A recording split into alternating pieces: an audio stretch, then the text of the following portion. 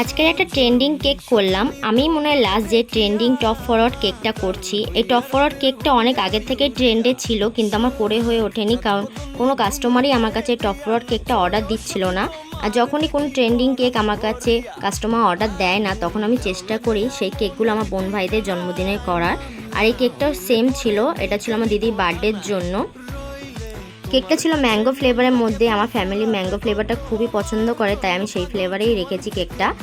আমি ক্রাম কোটিং করে তা হোয়াইট কালারের ক্রিম দিয়ে ফাইনাল কোটিং করে নিয়েছি, আর সাইডে আমরা ব্রাশ দিয়ে ডিজাইন মতন করে দিয়েছি।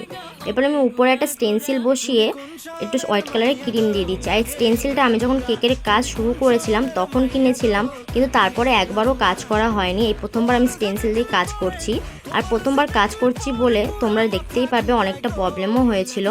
এরপর আমি গোল্ডেন কালারে একটু ডাস্ট করে নিচ্ছি, যাতে গোল্ডেন কালারটা চলে আসে।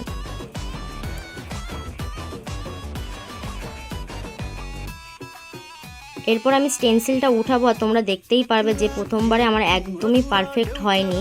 তারপরে আমি আবার কেকটা ঠিক করে দ্বিতীয়বার আবার স্টেন্সিল বসিয়ে সেমভাবে করেছি, আর দ্বিতীয়বারে খুব সুন্দর ডিজাইনটা এসেছিল।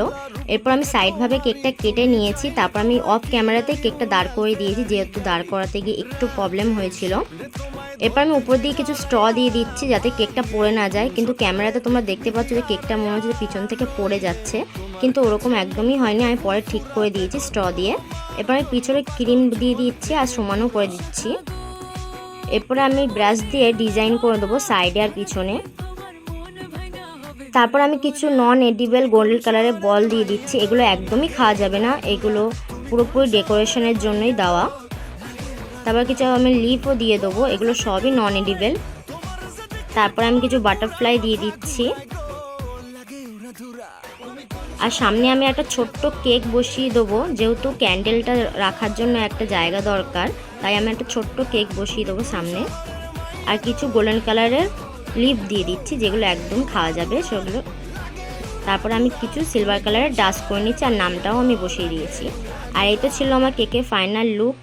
এরকম কেক যদি তোমরা অর্ডার করতে চাও তাহলে আমাকে ইনবক্স করতে পারো, আর তোমাদের কেমন লেগেছে আমাকে কমেন্ট করে জানাবে। Thank you for watching.